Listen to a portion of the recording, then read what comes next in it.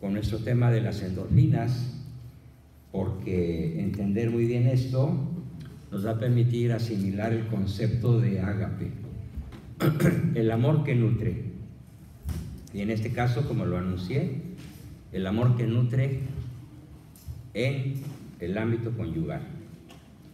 Es extremadamente necesario entender que existen muy distintas clases de endorfinas. Hay diferentes tipos con diferentes nombres científicos. Explicar el tema nos llevaría muchos meses, es una materia sumamente densa, científica, y sobre la cual se hacen descubrimientos, nuevos descubrimientos con cierta frecuencia. Por lo tanto, voy a procurar, sin detrimento de su calidad, explicar en términos muy accesibles para todos qué nos puede ser útil para la vida práctica en la pareja, hablando justamente del tema de las endorfinas. Para lo cual vamos a dividirlas en tres grandes grupos: las endorfinas de alto impacto y corta duración, las endorfinas de impacto mediano y duración amplia, y las endorfinas de impacto leve y duración permanente. Bien, nos regresamos a las primeras endorfinas.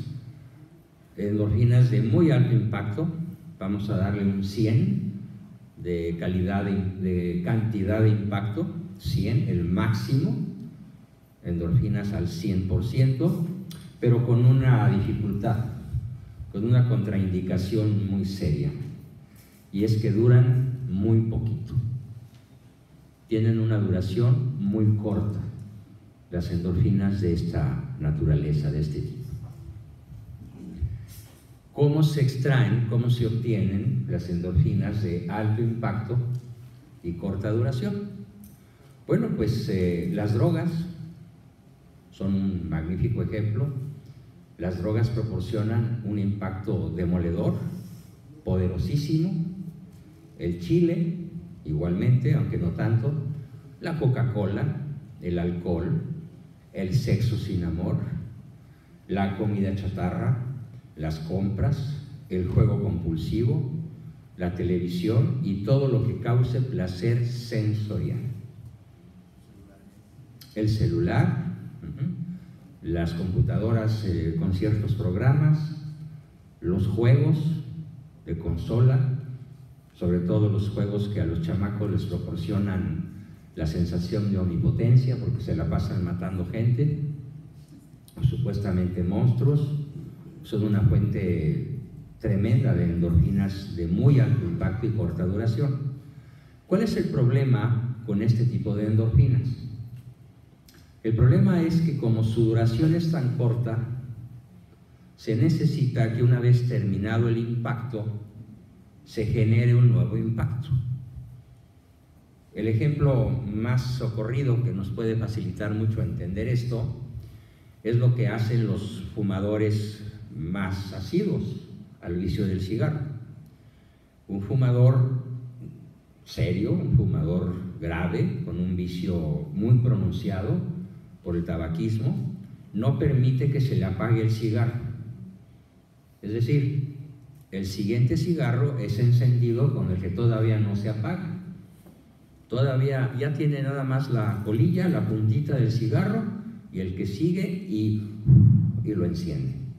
Y el que sigue, y el que sigue, y el que sigue, y así se puede acabar hasta 3 o 4 cajetillas diarias. Para evitar el lapso de vacío que se daría entre un cigarro y otro. Bueno, pues infinidad de actividades en la vida diaria nos llevan a tener una necesidad constante de estar generando endorfinas de alto impacto y corta duración. La mayor parte de las adicciones tienen esta característica. Por eso se hacen vicios tan hondos, vicios tan graves, vicios tan difíciles de erradicar. Digamos, las drogas, llega un momento en que la persona no vive más que para su droga y dedica todas sus energías, todo su tiempo casi todo o todo su dinero a adquirir el supremo placer que le proporcionan sus drogas. ¿Sí? Espero que no tenga ninguno de ustedes un familiar cercano en esta triste condición. Por supuesto que ninguno de nosotros la tenga, pero profesionalmente a mí me toca lidiar con extremada frecuencia, cotidiana diría yo, muchísimo más en este país que en México, con el problema de las drogas. Un dato científico estadístico interesantísimo demuestra el nivel de gravedad de esta adicción a las drogas, que genera endorfinas de altísimo impacto y muy corta duración. Del 100% de las drogas que la Tierra produce, ¿qué cantidad creen que consume Estados Unidos solito? Del total de la producción de drogas. Cocaína, morfina, heroína, marihuana, metanfetaminas, drogas de diseño. ¿Qué cantidad consume este país? ¿La mitad? ¿90? ¿80? Bueno, la cifra real es el 60%, más de la mitad. Pero hay que considerar lo siguiente: Estados Unidos tiene el 6% de la población mundial. Con el 6% de la población mundial, este país consume el 60% de las drogas que la Tierra produce, que la Tierra trafica, sobre todo provenientes de México y Colombia, y ya en gran medida Venezuela y Afganistán. Todavía no pinta, ¿sí? Básicamente es colombiana, mexicana y venezolana. Pero el problema es que estamos hablando en Estados Unidos de 40 millones de adictos de alta frecuencia y alrededor de 12 millones de adictos de frecuencia permanente y constante. Ahora bien, ¿por qué no se acaba el problema del narcotráfico? ¿Por qué la adicción crece? ¿Por qué razón? ¿Sí? Esto parece un problema que no tiene fin, no tiene para cuándo acabar. Probablemente no se habían puesto a pensar en la triste realidad. Vamos a hablar un poquito de esto, sin ánimo de profundizar mucho, pero sí quiero que se hagan conscientes de la brutal realidad que nos tocó vivir, para que con mayor razón, más que nunca, busquen ser factores de prevención en el ámbito familiar. ¿Cuál es la razón entonces por la que el narcotráfico sigue boyante? ¿Por qué ahora resulta que en México van a perdonar a todos los grandes narcos, incluyendo a todos los narcogobernadores? No, la realidad es que el mayor interesado en el planeta Tierra para que el narco no se acabe es la banca global. Estamos hablando de los dueños de BlackRock, de Bank of America, de Citigroup, de los grandes bancos de la Tierra, ¿sí? Del HSBC y de cualquier banco de orden transnacional. Su principal fuente de financiamiento, su principal fuente de dinero en efectivo, no son más que las drogas. Estamos hablando de 2 billones de dólares por año, libres de impuestos, libres de vigilancia oficial. Los bancos son los principales defensores del narcotráfico. Esto no es una opinión, es un conocimiento. Lo demuestro ampliamente en uno de mis libros más vendidos, de mayor éxito editorial, que se llama mi novela Desde el nido de la serpiente. Tengo 50 años de tiempo. Desde hace 50 años me he dedicado a estudiar este fenómeno. He visitado a los principales especialistas en diversos países. Ahora las comunicaciones de Internet nos permiten tener acceso a datos que de otra manera no conoceríamos. Y estoy diciendo la absoluta y triste verdad. Los gobiernos de la Tierra dependen de los bancos. Y los bancos son los que sustentan el narcotráfico. Y los bancos son uno de los 7 brazos armados del sionismo internacional. Ese que quiere tu alma, ese que quiere destruir a tu familia, a tu nación, tu fe, y cuyo gran capitán pues es nada menos que el demonio, el príncipe de este mundo. Ese es el motivo por el cual el narcotráfico es un problema inextinguible, interminable. Yo recuerdo con gusto el día que el presidente de este país dijo que es un problema de seguridad nacional. Lo dijo unos cuantos meses después de haber asumido la presidencia, y lo dijo verdaderamente asustado, verdaderamente preocupado. No alcanza tal vez él a dimensionar la extraordinaria magnitud del problema, porque obviamente mucha gente que lo rodea le interesa que él no sepa la verdad. Pero habemos algunas personas que nos hemos dedicado a estudiar el fenómeno a fondo y sabemos muy bien cómo se las gastan las grandes corporaciones bancarias para garantizar que el tráfico de drogas continúe de manera impune.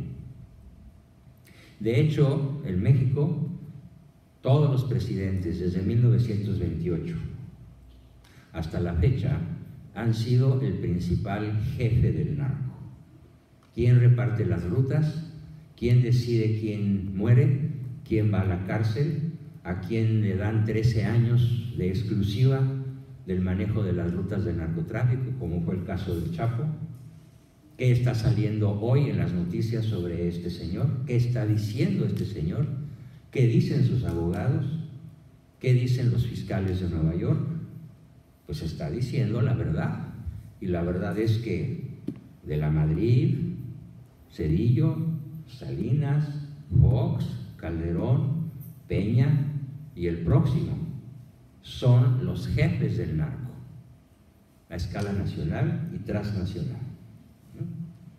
Ya es algo tan contundente, algo tan sabido, pero no hay que perder de vista que si hay demanda, pues hay producción. ¿Y dónde está la demanda? La demanda más fuerte del planeta está aquí, en USA.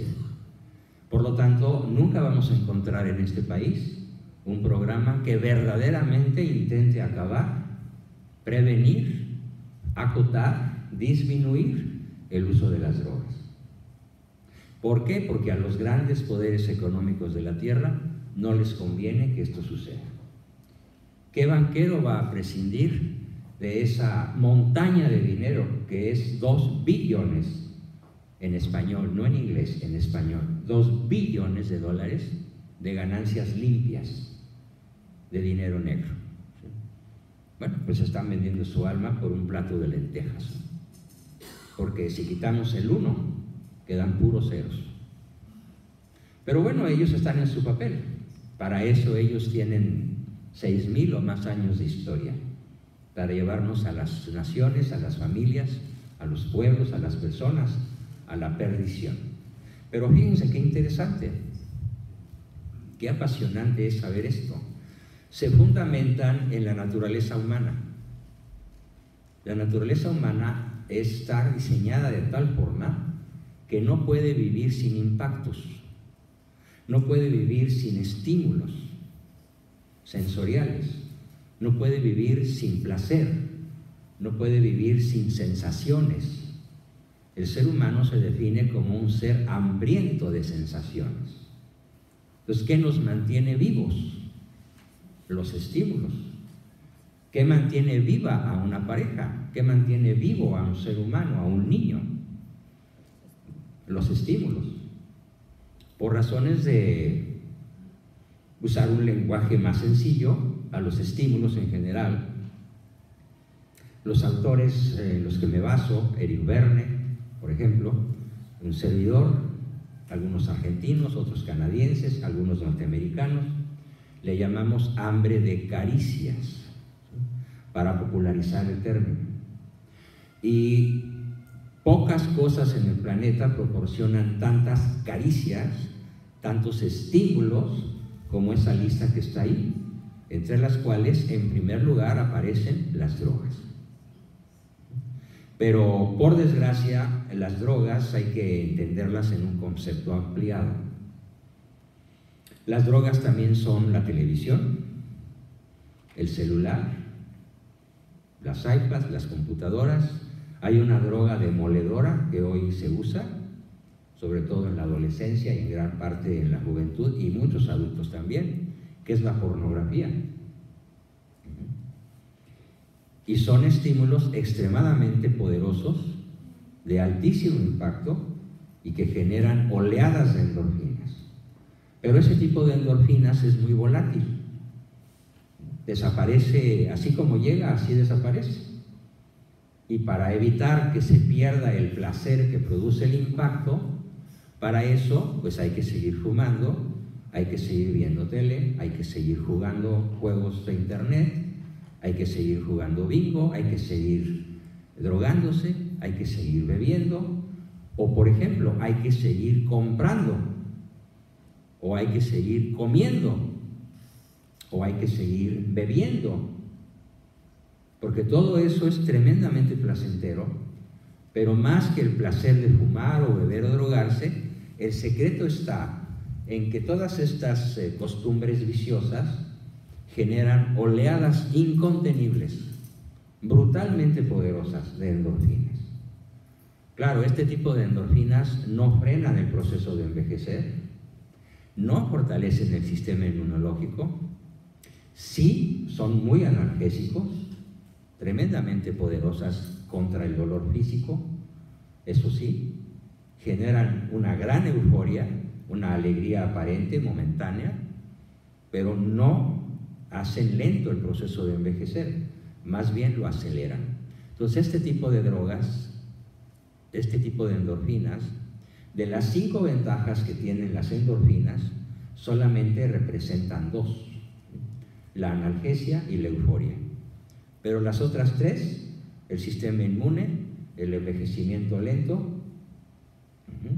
y la energía, se acaban, porque finalmente, ¿cómo termina un adicto? Con un estado de debilidad profunda, que ya ni siquiera la droga más potente lo saca de ahí. Además, su cerebro va a envejecer a una gran velocidad. Y todo esto lo saben los que andan buscando la legalización de la droga. No se extrañen de que en los próximos meses en México las tienditas Oxxo, que son 110,000 tiendas en todo el país, vendan marihuana. Bueno, ese es el proyecto del malo, ¿no? ¿Sí? ¿Y esto por qué? Pues porque es una de las grandes consignas del nuevo orden mundial. Es una de las grandes consignas de los amos de la tierra, que no tienen ninguna otra finalidad más que servir a su amo Lucifer en la perdición de las almas. Lo digo con todas sus letras, a pesar de que pudiera parecer un lenguaje simple, pero así es. No hay otra explicación. Estos son los primeros grupos de endorfinas, el primer grupo de endorfinas, y a mí me gustaría mucho que en estos momentos nos tomáramos unos 3 minutos para que escriban, por favor, ¿cuánto dependo yo de este tipo de estímulos para pasármela bien? A ver, hagamos el ejercicio. Seguramente nadie va a escribir aquí marihuana, nadie va a escribir aquí cocaína o morfina o heroína.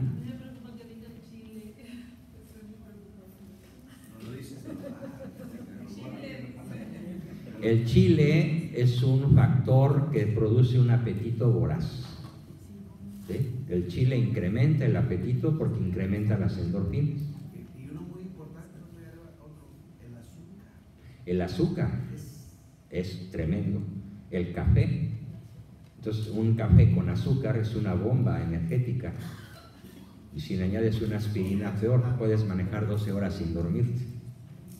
Lo usan los camioneros. Yo tengo muchos amigos camioneros y cuando ya se les pasa de tueste las ganas de seguir trabajando, ¿sí?, aunque se burlen del libro electrónico de control, pues se toman su café con Coca-Cola, con aspirina y con chile, y pues pueden manejar 24 horas sin pararse, ¿no? Sí, son formas de drogarse muy al alcance de cualquiera, porque no cuesta mucho dinero, ¿no? Al contrario, son bien baratas. Y lo interesante es que hagan una autocrítica basándose en su consumo de Coca-Cola, en su consumo de comida chatarra, en su consumo de televisión, de celular. Sí, el celular bien manejado es un instrumento maravilloso, pero también es una fuente de adicciones. Básicamente eso: comida, Coca-Cola, compras, todo con medida, nada con exceso, dice el dicho cristiano. Pero ¿cuál es la propaganda del Palacio de Hierro y de muchas tiendas de por acá? Todo con exceso, nada con medida. Soy totalmente Palacio. Entonces, piensen por favor unos minutos, escríbanlo y el que quiera al rato me lo platica. ¿A qué soy adicto? No crean que los adictos nada más son los marihuanos o los narcoadictos o los cocainómanos, no. Los adictos somos cualquiera de nosotros que produce este tipo de endorfinas con este tipo de medios. Pregunta.